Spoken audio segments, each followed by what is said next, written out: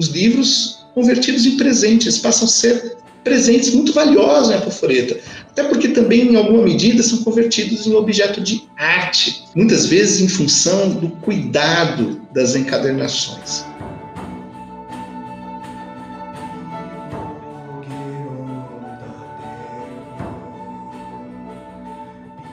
Olá, meu nome é Alexandre Agnon, eu sou professor de Estudos Clássicos do Instituto de Ciências Humanas e Sociais da Universidade Federal de Ouro Preto, o professor do programa de pós-graduação em Letras e Estudos da Linguagem da UFOP. Hoje eu gostaria de tratar com vocês brevemente de dois livros de epigramas, especificamente Xênia e Apoforeta, do poeta latino Marco Valério Marcial. E foi poeta que nasceu na Espanha. Marcial também foi o maior epigramatista da antiguidade. Ele foi autor de 15 livros de epigramas ao todo, ou seja, ele foi poeta, ele foi autor de mais de 1.500 poemas. É admirável que sua obra, pelo volume enorme de sua produção, tenha nos chegado na íntegra.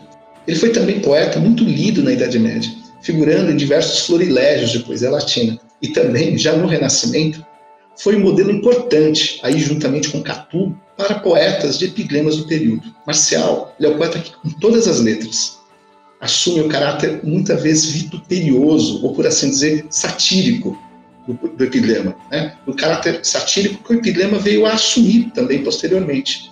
Daí, ele é importante porque o gênero quase que se converte como uma espécie de sinônimo de sátira, ou de dito espirituoso, mordaz, picante, conforme podemos ver hoje ainda em diversos léxicos e dicionários. Essas características, portanto, a que o gênero é relacionado, no caso como dito mordaz, como sátira, etc., são bem evidenciadas no epigrama de Marcial. Por exemplo, no epigrama do epigrama 19, do primeiro livro de epigramas do poeta, ele diz assim: se bem me lembro, tinhas, Hélia, 4 dentes, cuspiu-lhe a tosse 2, mais 2, uma outra.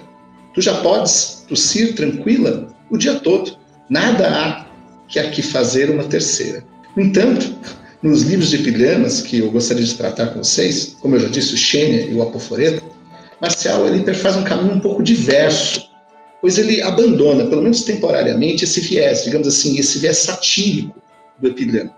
Então, pelo menos o viés é que ele é muito conhecido, né, pelo qual ele foi enormemente conhecido. Então, o Xênia e o Apoforeta, basicamente, são livros de epigramas que põem em cena um tipo de riso ou um tipo de humor mais leve, cômico, lúdico, finalmente, que, por causa de sua circunstância específica de performance, nós que esses livros foram compostos, foram publicados justamente em dezembro de 83, ou 84 depois de Cristo, e Apoforeta em 85, durante o Principado de Domiciano. Esses livros, esses dois livros, Xênia e Apoforeta, integravam certamente uma dimensão, digamos, regeneradora ou propiciatória, e mais ainda, apotropaico das Saturnais, que era uma festividade romana dedicada ao deus Saturno. Saturno era uma divindade relacionada à Idade de Ouro, era uma época de fertilidade e de abundância plenas da humanidade. O deus Saturno era relacionado, portanto, à agricultura, ele era relacionado à produção da terra, né? Ele era relacionado também à fertilidade, ele era relacionado também à riqueza. Não é à toa que o Templo de Saturno, que existe ainda em Roma, as ruínas do Templo de Saturno, elas estão lá no Fórum Republicano. Então, no Templo de Saturno é onde se situava, inclusive, o erário romano. Vejam bem, o erário. Né? E o deus, ele era muitas vezes representado também com uma foice. Né? A foice aí, ela também se relaciona, não é, a essa dimensão civilizadora do deus, né? Associada à invenção da agricultura no Lácio. Então, são aspectos muito importantes ligados ao deus e, consequentemente, também à festividade a que ele era relacionado, portanto, a Saturnália ou as Saturnais. Diversas fontes latinas, não é, reforçam essa relação de Saturno com esse período de exuberância, com esse período de felicidade plena, né, de uma primavera sem fim, não é, onde a terra tudo dava ao homem. Por exemplo, nas Metamorfoses, não é, o vídeo diz o seguinte, aqui eu cito um trecho das Metamorfoses, né, em tradução do professor Raimundo Carvalho. Né, então diz o vídeo, né, a terra mesma tudo dava, sem impostos, intacta de rastelo ou arados quaisquer, contentes com os frutos dados sem esforço. Colhiam, vejam bem, os homens colhiam o medronho e morangos silvestres, as cerejas e as amoras nas moitas de espinho e as landes que caíam da árvore de Júpiter. A primavera, vejam, a primavera era eterna em sopros tépidos, afagavam incultas flores, calmos zéfiros. Notem que interessante, não é? Uma imagem, né? Uma representação, digamos assim, paradisíaca, né? Um verdadeiro paraíso na terra, né? Ou seja, a primavera era eterna. Essa primavera sem fim, né? Em que o homem estava absolutamente livre das angústias, né? Ele estava totalmente livre das preocupações, inclusive do próprio trabalho, né? Não era necessário arar a terra, né? A terra, ela mesma, dava ao homem de comer, não é? As árvores, elas mesmas, davam os frutos, não é? Para que o homem se sustentasse. Então não havia trabalho, não havia angústia, né? Não havia sofrimento. Então essa imagem é muito importante para, digamos assim, figurar esse período, né, feliz da abundância do homem, né? Aqui a Idade de Ouro, né, se relacionava e, consequentemente, Saturno, né, a divindade, Deus Saturno. Então, vejam, no tempo de Saturno, então, nessa Idade de Ouro de que a humanidade gozava, por assim dizer, não havia também ambição, como eu falei há pouco, né? Não havia propriedades, nem muito menos guerras. Esse é um aspecto muito importante, né? O cenário, porém, né, ele é bastante diverso, né, quando é da ascensão de Júpiter. Né? Então, quando Júpiter, né, toma o lugar de Saturno, né, temos aí, então, um outro momento da vida humana. Né? Aí sim, temos o sofrimento, temos as guerras, temos as submissões de povos, etc. Por exemplo, em Tibulo, isso é muito bem claro. Né? Então, em Tibulo há uma oposição muito interessante entre a época de Saturno, né, essa época abundante, feliz, e a período de Júpiter, ou seja, a nossa época, a época de ferro, como se diz assim, né, em que devemos trabalhar, né, em que, na verdade, há ambição, há as guerras. Né. Um trecho bem interessante são alguns versos, né, aí em tradução minha, dos versos 35 a 50, da terceira elegia do primeiro livro de Tibulo. Então, um trecho bem interessante por essa oposição. Notem o seguinte, o que diz Tibulo: vivia-se com bem sob Saturno, antes que rasgada fosse a terra em longas vias, nem desdenhar ainda o pinho ondas cerúleas. Penso até que esse verso é imitado por Camões, né, no quarto livro dos Lusíadas, no quarto canto dos Lusíadas. Olha que interessante.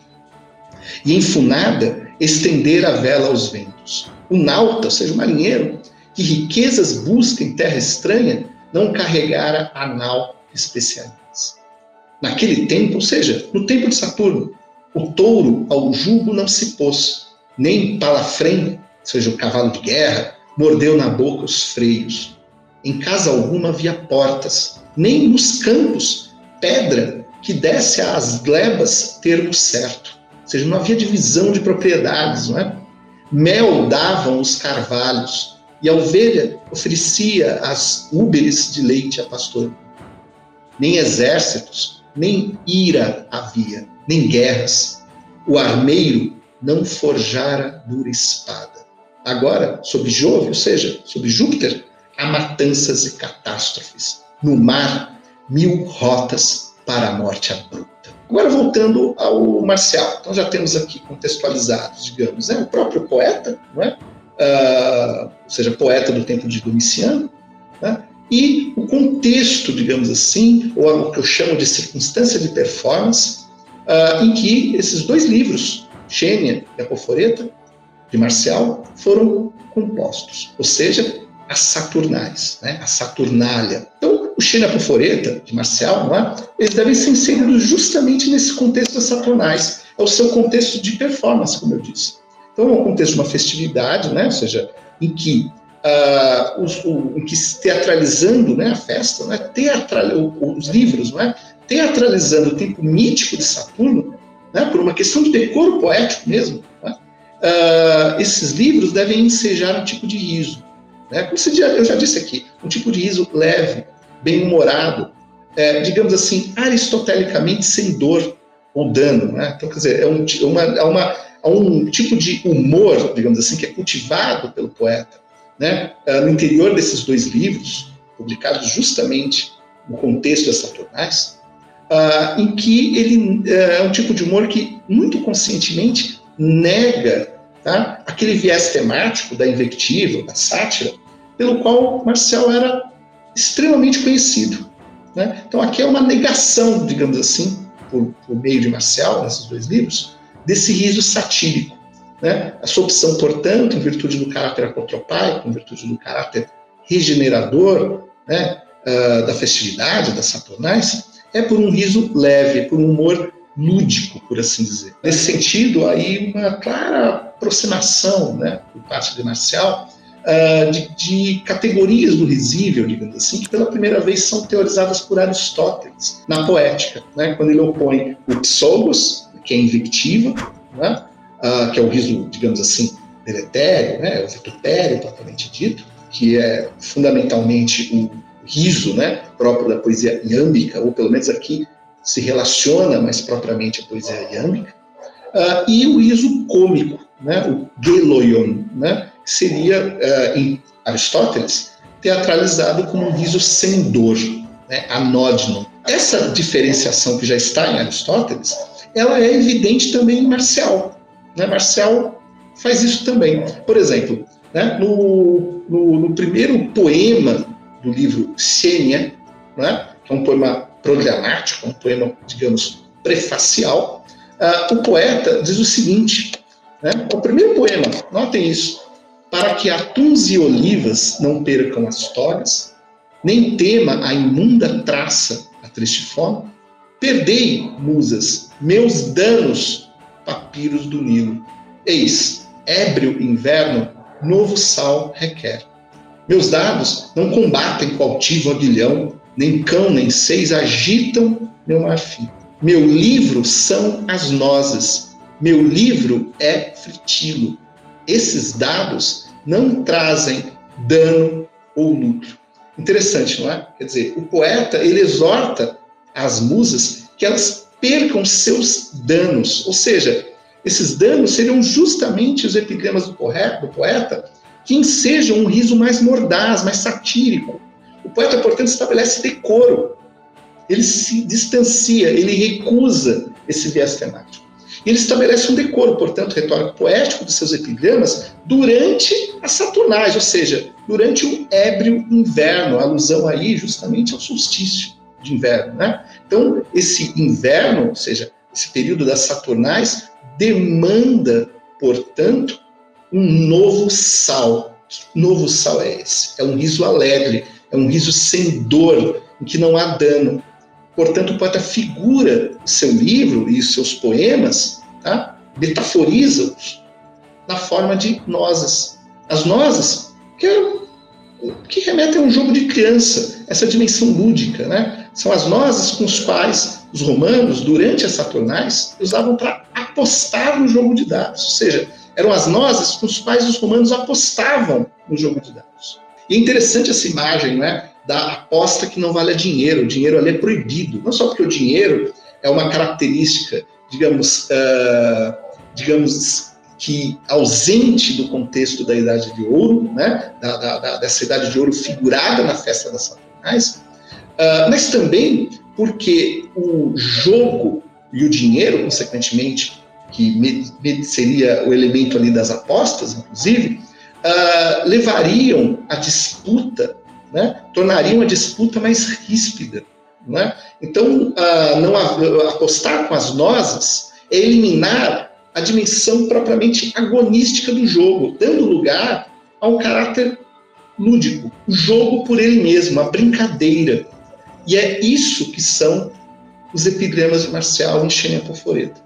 Né? Os livros Xênia e o livro Apoforeta, né, são justamente essas nozes, ou seja, não há dano, são brincadeiras, são motivo de um humor mais leve. Né? Um poeta aí, muito claramente, por uso de uma série desses elementos, entendidos como figuras, entendidos metaforicamente, servem justamente para que o poeta se distancie desse viés mais vituperioso, mais satírico, mais mordaz, a que a sua poesia estava, né, digamos, a miúde relacionada. Nós já vimos, então, esse contexto, não é, de produção, de circulação desses dois livros de epigramas. Né? Já vimos também, digamos, a partir do próprio poeta, o caráter lúdico, o caráter, digamos, levemente jocoso que o poeta imprime esses livros. Mas o que são exatamente Xênia e Apoforeta? né? De onde advêm esses títulos? Bem, para começar, os títulos são extremamente importantes para entender esses dois livros, né? Porque ambos os títulos são, na verdade, derivativos de dois termos neutros, Xenium e Apoforeta. E eles significam, digamos livremente, brindes, significam presentinhos. Daí a possibilidade de traduzirmos, inclusive, Xênia como livro dos brindes, Apoforeta como livro dos presentinhos. E é isso mesmo, são brindes, são presentes. Presentes com que o anfitrião, durante as Saturnais, no banquete, presenteava seus convivas. A propósito, essa troca de presentes, ela assumia um papel de centralidade fundamental nas festividades saturnalícias, né? Então, Xênia e Apoforeta figuram isso exatamente, esses presentes. Por quê? Porque os seus poemas, né, ou seja, esses livros compostos, respectivamente, por 127 epigramas, no caso de Xênia, e 223 epigramas, no caso de Apoforeta, né, são livros que, com exceção dos poemas prefaciais, né, eles eram compostos por brevíssimos poemas dísticos. Cada poema era um dístico. Todos eles, ou a maioria absoluta deles, vazados em metro elegíaco. Né? Então, cada poema, brevissimamente, refere, ou melhor ainda, descreve muito, muito brevemente um alimento, como é o caso de Xênia, ou seja, uma iguaria, ou, no caso de Apoforeta, um objeto. Né? Um objeto mesmo, um material com que o anfitrião presenteava os seus convivas durante as Saturnais. Né? Esse é o caso específico de Apoforeta. Então, um outro aspecto muito interessante que torna mais, digamos assim, estreitos os laços entre esses livros, o contexto convivial ou sintótico, digamos assim, das Saturnais, é o próprio título de Xênia. Né? Xênia, como eu disse, significa brindes também, né? Como falamos agora. No entanto, além do título do livro, né, que Marcial atribui a seus epigramas, Xênia também é uma espécie de subgênero de pintura de interiores, ou seja, é um subgênero da chamada hiparografia, ou seja, da pintura vil, porque ele representava objetos, iguarias, no caso estou me referindo ao gênero de pintura de interiores, não é? Que eram justamente pintadas, representadas nas salas de banquete. Nós encontramos ainda hoje, né, em diversos afrescos romanos ou em mosaicos romanos, não é? Nessas casas que justamente representavam alimentos, representavam iguarias, né? São justamente exemplos dos chamados Xênia. Mas também temos um testemunho interessante de Vitrúvio, no seu tratado sobre a arquitetura. Vitrúvio diz o seguinte, que aos recém-chegados, os anfitriões costumavam lhes enviar aves, agora cito, aves, ovos, legumes, frutas e outros artigos que eram provenientes do campo. Aí continua Vitrúvio. Foi por isso que os pintores passaram a denominar Xênia aquelas pinturas que simulavam tudo aquilo com que os hóspedes eram presenteados. Isso deixa claro, né, o caráter profundamente convivial dessas obras de Marcial. Então há uma dimensão festiva, em virtude justamente desse contexto, dessa circunstância de performance, né, para assim que determina a fruição dos poemas, mas também festiva que é, as Saturnais também demandam, portanto, que os Xênia, ou seja, o livro de Marcial e o Apoforeta, livros dedicados explicitamente às Saturnais, também sejam festivos, também sejam simposiais. Não é? Então, esses poemas, na prática, são muito interessantes por outro motivo também. São exemplos importantes, são exemplos de agudeza, exemplos de engenho. Tá? Por exemplo, esses poemas, Xênia e Apoforeta, por sua brevidade extrema, eles assumiram duas funções básicas. Uma é prática e, de certo modo, retoma a origem do gênero do epigrama, digamos assim, a sua origem inscricional, a sua origem epigráfica, por assim dizer, já que a origem do epigrama está ligada justamente a isso. Não é? Assim, um texto era uma inscrição, né, que era aposta, né, ela era colocada sobre um objeto, ela é inscrita sobre um objeto. Digamos que nessa função prática do Xênia ou Apoforeta, Marcial recupera, portanto, essa origem epigráfica do gênero. Até porque os poemas, como o próprio poeta menciona em Epigramas Prefaciais de Schênio e Apoforeta, eles podem ser entendidos também como cartões de presente. Inclusive, o próprio livro, em Marcial, pode ser um presente. Né? Ou seja, o objeto era ofertado, a ideia era essa, né? E junto a esse objeto vinha um epigrama, um dístico. Marcial recupera esse caráter, portanto, inscricional epigráfico do gênero. Né? Ou seja, assumir uma função prática, uma função ali bem pragmática de cartões de presente. A outra função fundamental, ela é lúdica. E isso se refere muito claramente à enunciação dos epigramas. Né? Por quê? Porque esses epigramas, eles dialogavam, por assim dizer, com aquela subespécie já de matriz helenística, né, que é a subespécie dos enigma, ou seja, epigramas enigmáticos. Bem, esses poemas enigmáticos, como o nome já diz, demandavam frequentemente que o leitor, ou melhor, no caso dos epigramas de Marcial, o recebedor do presente, tivesse a obrigação de decifrá-lo.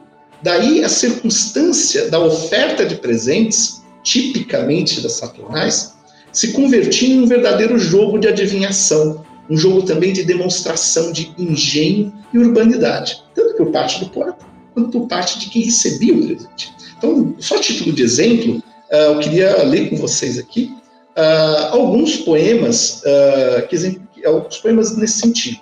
Então, o primeiro, em Xênia, por exemplo, que é muito interessante, que é o Xênia 82, diz o poeta: ébria, cheguei há pouco do Luclino em baias.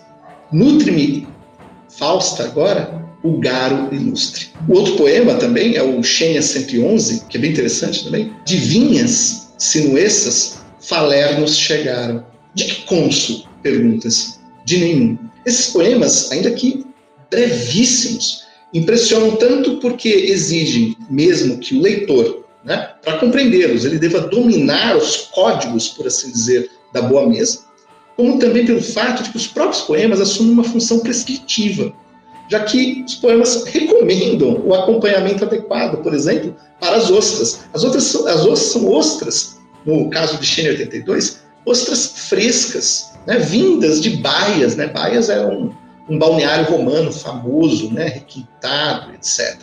E o acompanhamento dessas ostras, como elas deveriam ser consumidas, né, o acompanhamento era o molho garo, que era extremamente caro, fabricado a partir, né, de peixes, não é? Então, um molho caríssimo. Plínio Velho, por exemplo, menciona o garo e o compara, por exemplo, a perfumes, eram tão caros quanto perfumes. Não era um molho extremamente requintado. E ele seria o acompanhamento da ostra. Você sabe que é uma iguaria extremamente sofisticada nesse caso.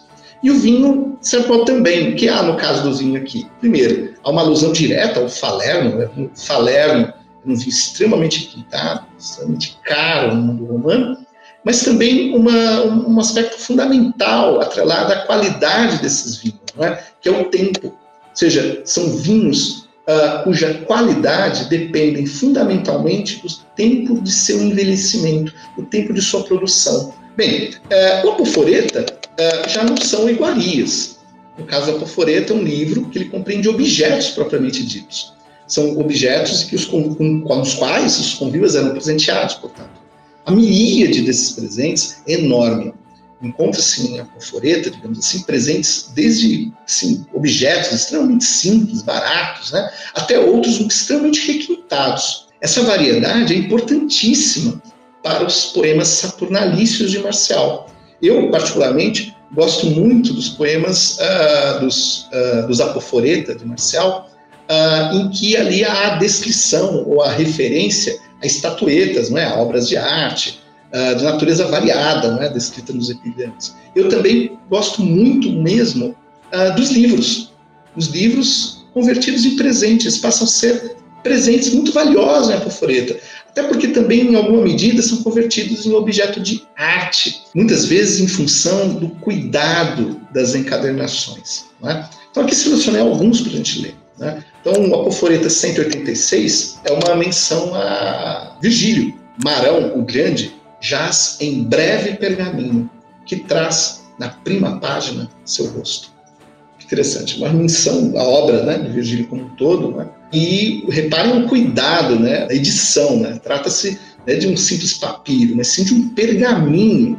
Na primeira página desse pergaminho, uma ilustração a um retrato de Virgílio. Não é somente a obra em si, mas a qualidade da obra, a sofisticação, a urbanidade da obra é análoga ao próprio cuidado da encadernação, ou seja, o livro convertido aí em um objeto de arte, né? Outro poema interessante também é o Alpoforeta 189. Diz o poeta: Cíntia, o jovem libelo do agudo propércio, ganhou fama, não menos fez por ele. Aqui é interessante que é uma alusão direta ao Monobíblios, não é? Ou seja, os livros de elegias de Propércio, e aqui há claramente, não é, a denominação do livro, do libelo, do líbelos de Propércio, né, tendo como título Cíntia. Então, a cortesã, né, pela qual o poeta sofre, o poeta lamenta, que é o queixume amoroso em relação a ela, é também o nome do livro, e é ela também, cortesã, livro, que confere ao poeta fama, confere a ele o seu exeg monumentum, a sua imortalidade. Além disso, o poeta é caracterizado por Marcial como agudo, né, apontando, no caso, não só o refinamento da sua composição, mas, de certo modo, a sua adesão à poesia calimaquiana, né, ao alexandrinismo, né, que boa parte dos poetas do tempo de Augusto aderiram. Então, o que há aí, no caso, também é bem interessante, né? Essa é uma alusão claramente crítica, poética.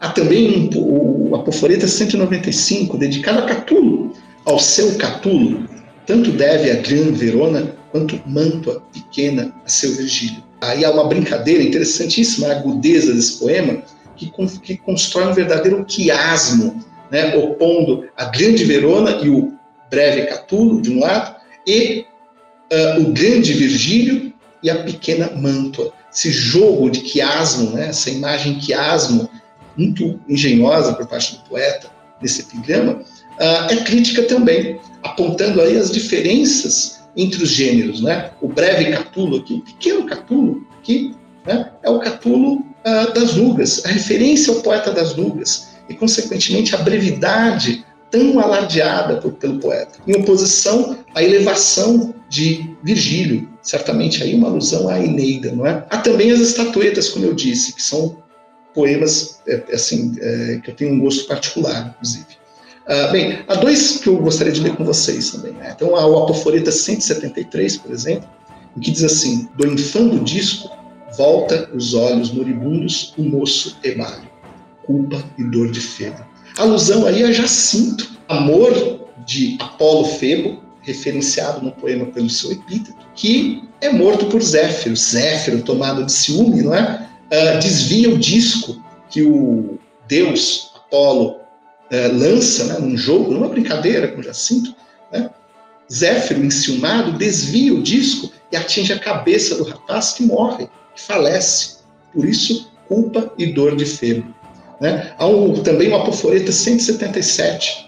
O guri, o menino, né, sem olhar, enforca serpes gêmeas. Já a hidra, as tenras mãos, temer podia. Uma referência direta a uma estatueta que é a representação justamente de Héracles. Héracles menino, que mata com as próprias mãos a serpente enviada por Hera. E o poema ainda enseja, né, ele termina com uma advertência, bem que a hidra podia já temer essas tenras mãos, as mãos de menino, né? De quem é a hidra aí? Uma referência à hidra de Lerna. Reparem que os dois poemas não citam diretamente que se trata de Jacinto ou de Héracles, mas eles demandam por parte do leitor a sua interpretação, ou seja, por elementos brevíssimos, alusivos a essas tradições mitológicas, demandam que o leitor culto, né, educado, seja capaz de identificar, né, a quem, né, ou a que tradições míticas